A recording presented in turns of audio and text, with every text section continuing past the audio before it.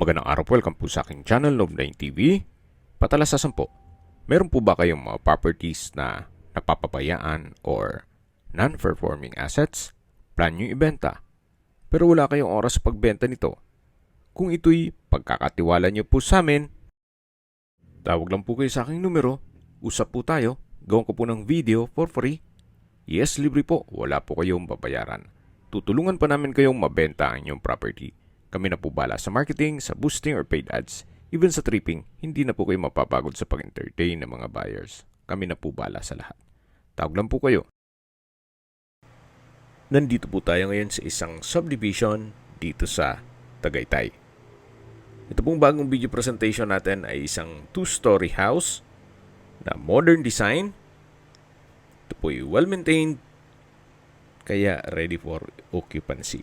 May lot area po ito na 500 square meters at may floor area na 600 square meters.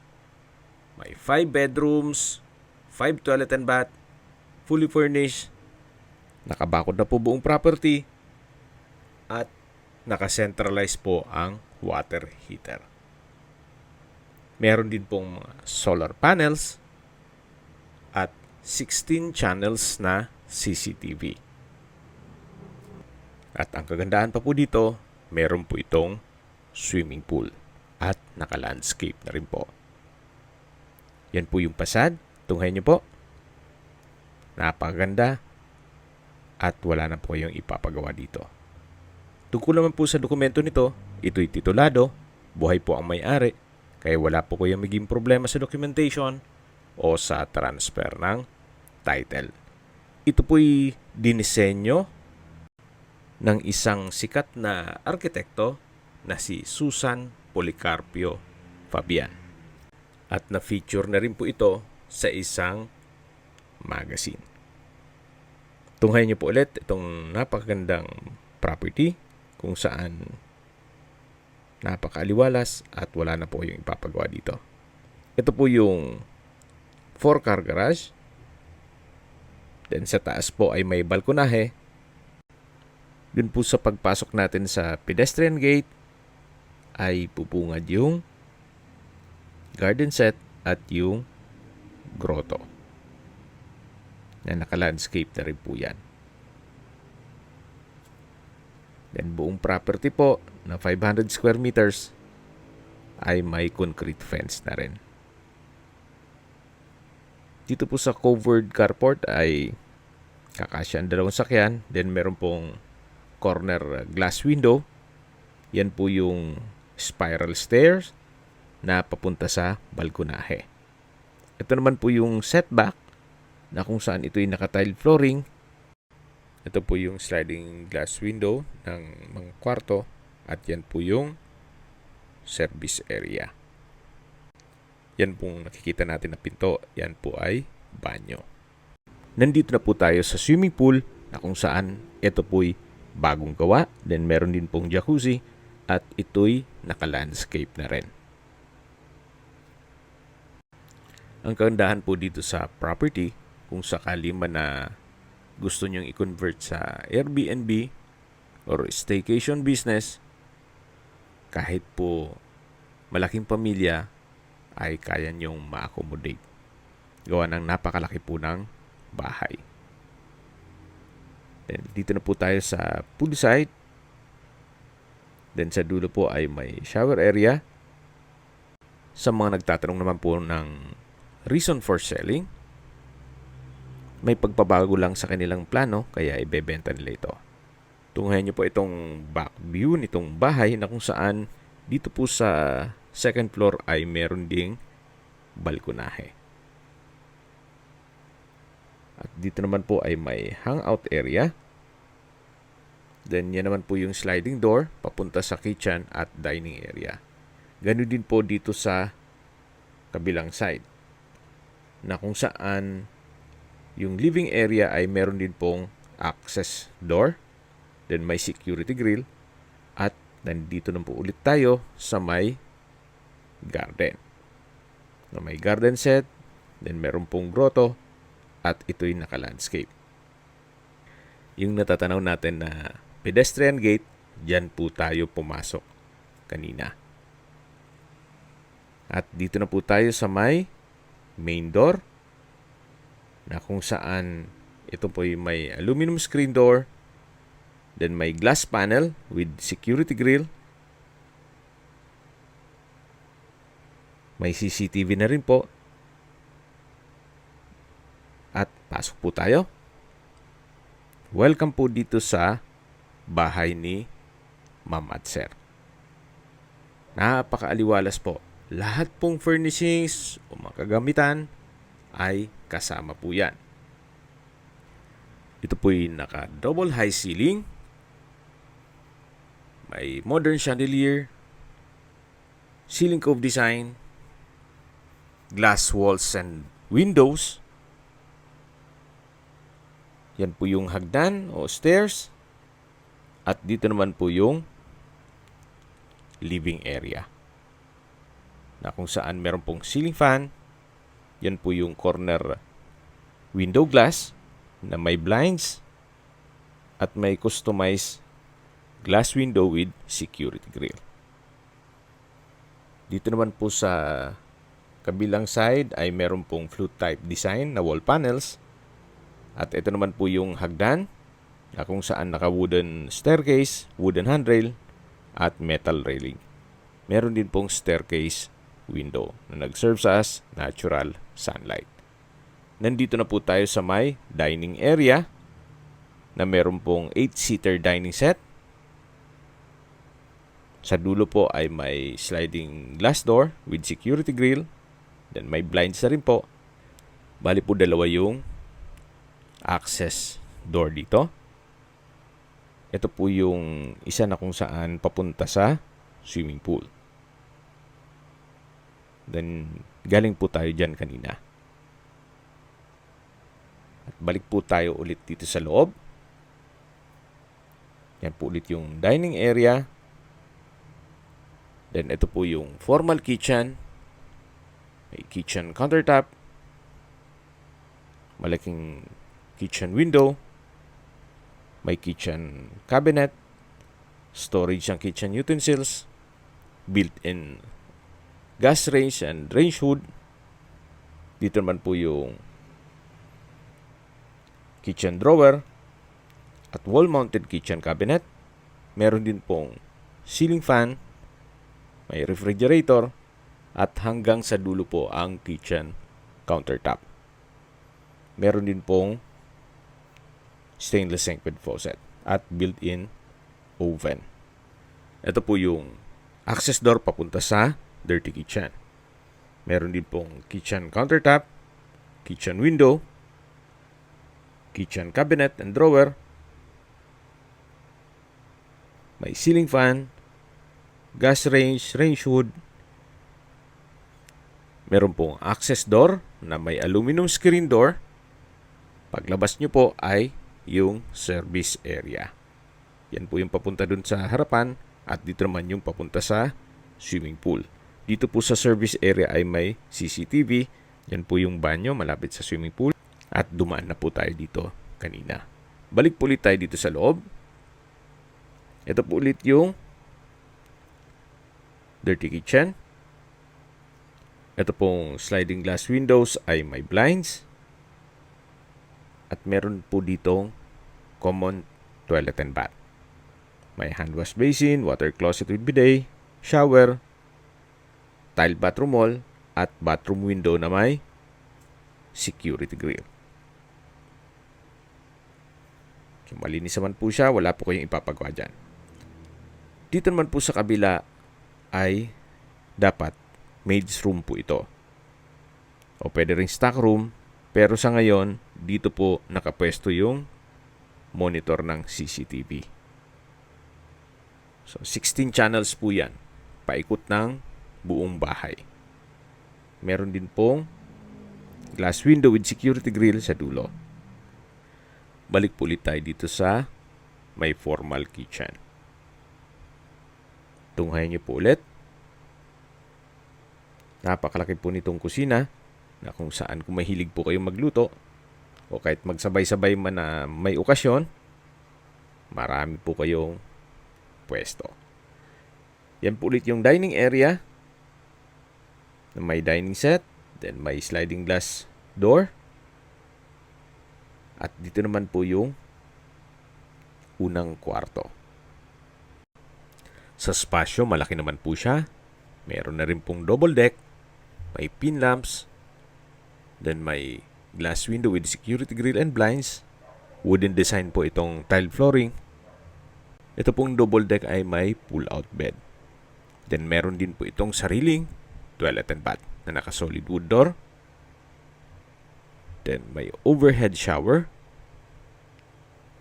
tile bathroom wall,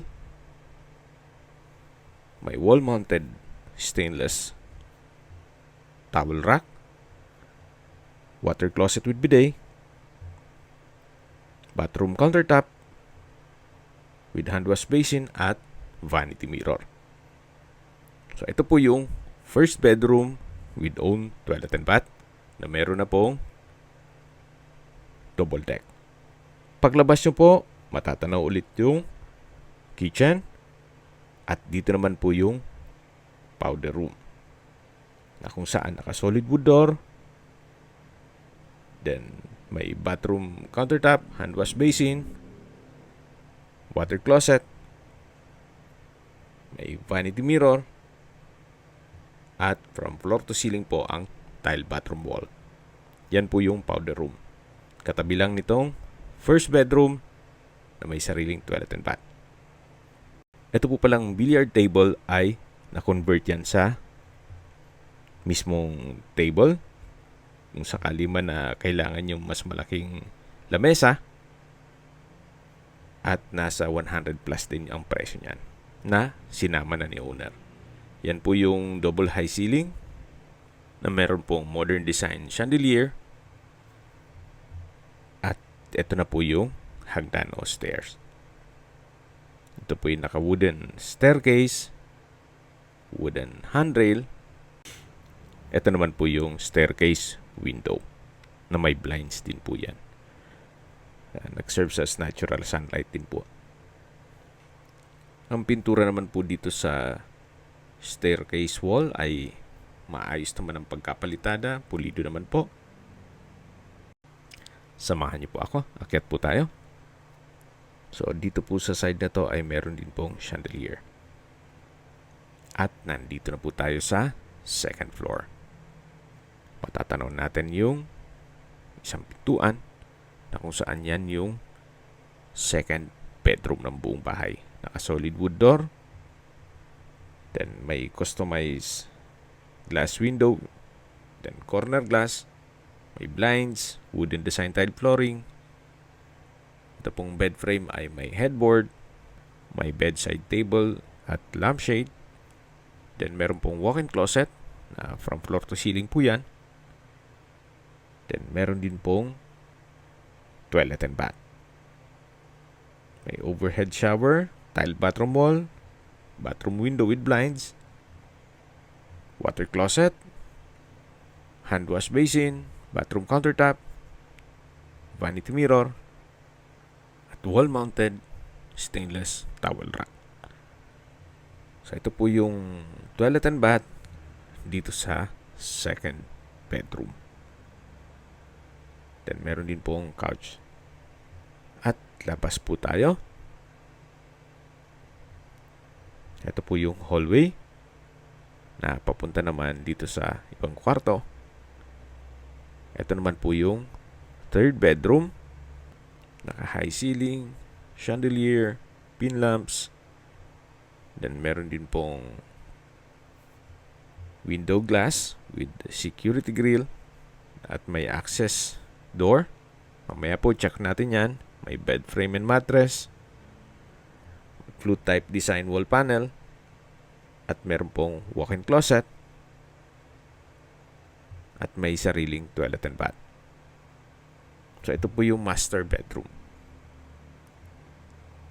Check po natin itong banyo na kung saan meron pong bathtub, water closet with bidet, shower enclosure, couple hand wash basin, bathroom countertop, bathroom cabinet, malaking vanity mirror, at meron din pong overhead shower. Then, from floor to ceiling din po ang tile bathroom wall. So, ito po yung bathroom countertop. Then, may bathroom window. At dito naman po yung walk-in closet na meron pong whole body mirror.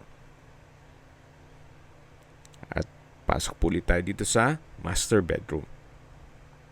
Yan po yung flute type wall panel. May king size bed frame and mattress. Then may single bed dito. At ito naman po yung tinutukoy ko na access glass door na papunta naman dito sa balkonahe. Ito po yung staircase window. Yan po yung ceiling na naka spandrel. At yan po yung setback papunta sa harapan ng bahay o sa garden. Yan po yung balkonahe na hanggang dito yan sa dulo na matatanaw naman yung swimming pool.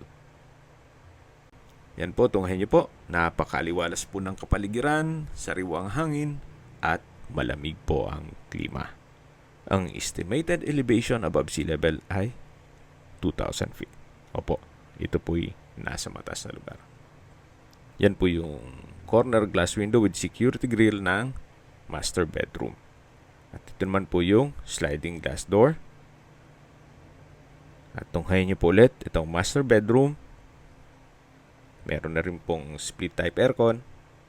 At ito'y high ceiling. Naka solid wood door din po ito. At lalabas na po tayo. Balik tayo dito sa hallway. Ito naman po yung fourth bedroom. Meron pong split type aircon, double deck, pull out bed, wooden design tile flooring, may glass window with blinds, then meron pong wardrobe, at may sariling toilet and bath. May overhead shower, tile bathroom wall, bathroom window with blinds, water closet with bidet, hand wash basin, bathroom countertop, at vanity mirror. So wala din po kayong papagawa dyan. Napakalinis po. So ito po yung fourth bedroom. Hanggang dito po ay may wardrobe. At habang naglilibot po tayo at pinagmamasdan nyo po itong buong bahay, pag-usapan natin ang distance, location at travel time. Mula po sa Tagaytay Flower Market, ang distance is 1.4 kilometers at ang travel time is 3 minutes. Opo, ang basihan nyo po ay yung Tagaytay Flower Market. Mula po sa Nuvali, pag-akyat nyo ng Tagaytay, dun sa may flower market, napakalapit na po nito. Pero ganun pa man, kahit ilocate nyo po, ay kailangan inform pa rin natin si owner para makapasok po tayo dito. At mula naman po sa Picnic Grove, ang distance is 2.7 kilometers at ang travel time is 5 minutes.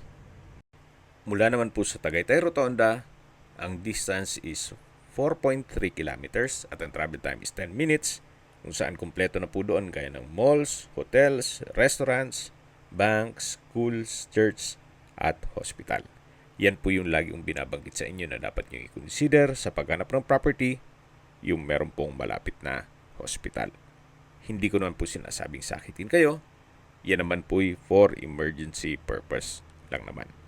At mula naman po sa Calac, Santa Rosa exit, ang distance is 25.6 kilometers at ang travel time is 35 minutes kasama na ang traffic.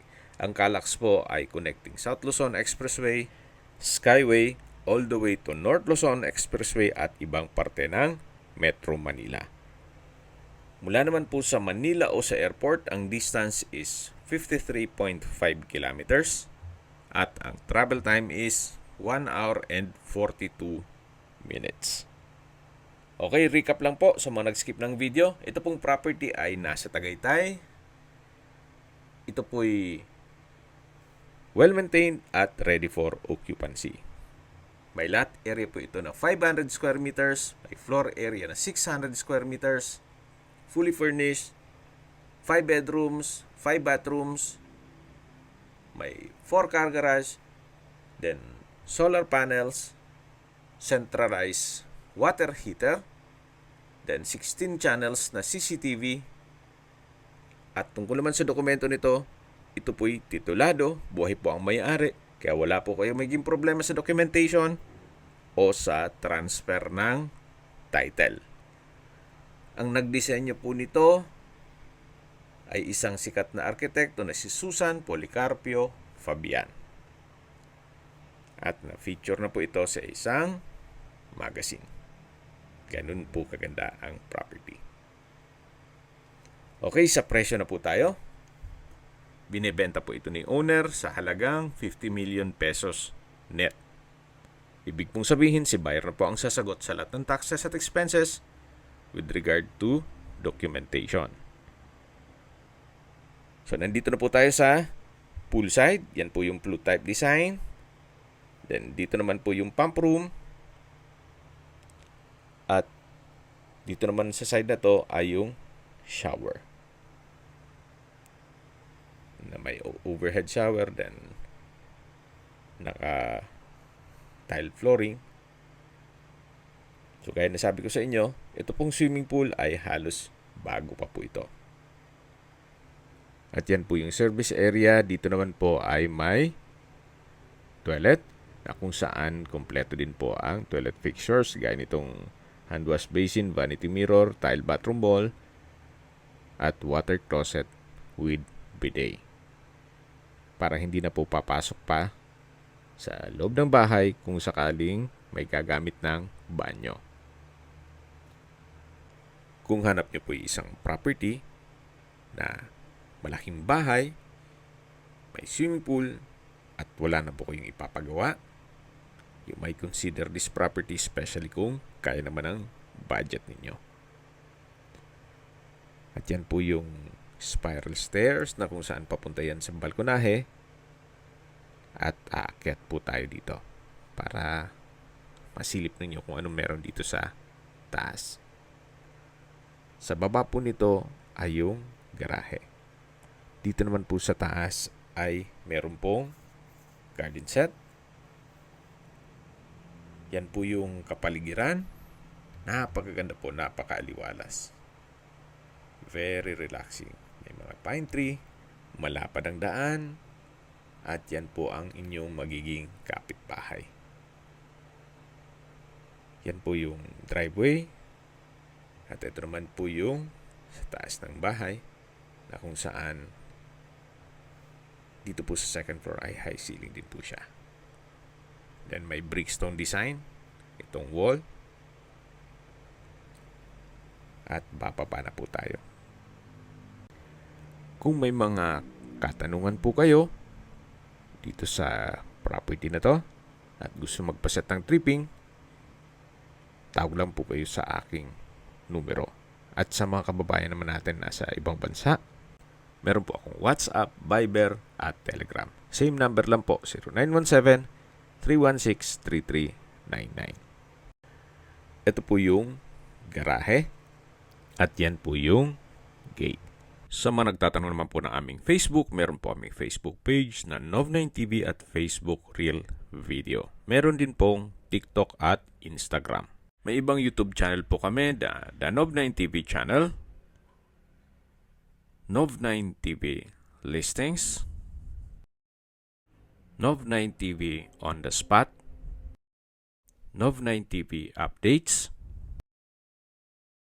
at Nov9TV House Rental. Sana po naibigyan nyo ang video presentation. Paki-like and subscribe na lang po sa aking channel para ma-update din po kayo sa aking future listings. Kung sakali po hanap nyo yung mas malaking sukat ng lupa, meron din po kami ibang listings na pwede nyong pagpilian. Huwag po kayong mag-atubiling tumawag sa amin. Then, let us know your budget para malaman namin kung anong property pwede naming ilog sa inyo. Sa lahat pong viewers, subscriber at nagtiwala po sa amin, salamat po sa suporta. Ingat po kayo lagi at yung pamilya. Maraming salamat po.